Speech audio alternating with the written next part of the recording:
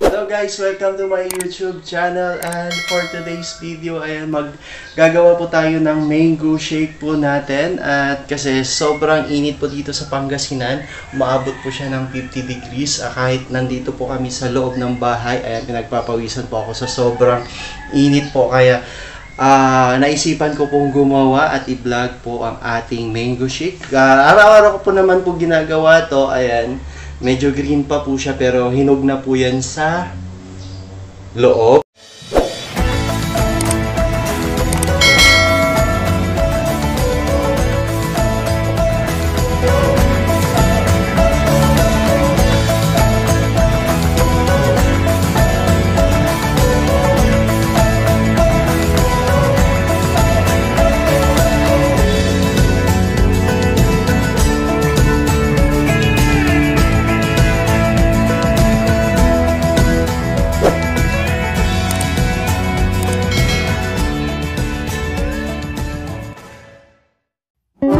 Ito po yung mga ingredients po ng ating mango shake. Ayan, condensada, ayan, condensed milk, or pwede rin po, pwede kayong gumamit ng evaporated milk.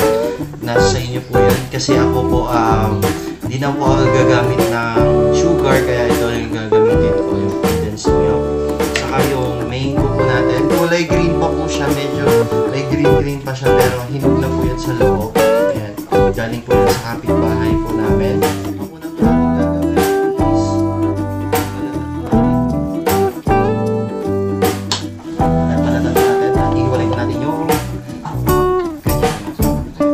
Makikita nyo, hinog na po yan sa lakad sa loob. Pagkatan natin, pagkatan natin yung kanyang laman.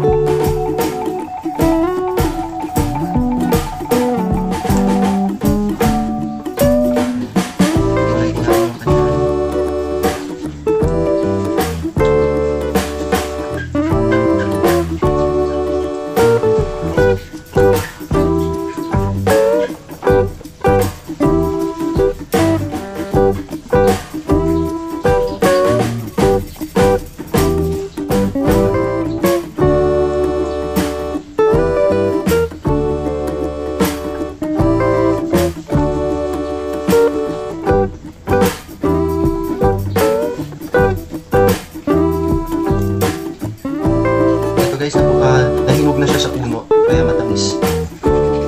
Hinog na siya sa puno, kaya green siya, is hinog na.